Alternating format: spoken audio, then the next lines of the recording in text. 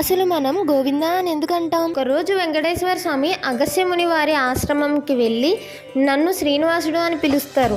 మీ ఆశ్రమంలో చాలా గోవులు ఉన్నాయంట కదా, నాకు ఒక గోవుని ఇవ్వగలరా అని అడుగుతారు. అందుకు ఆ ముని, గోవుని ఇవ్వడానికి నాకు ఎటువంటి అభ్యంతరం లేదు, కానీ వేదాల ప్రకారం ధర్మపత్ని లేనిదే గోధర్మం చేయరాదు అని అంటారు.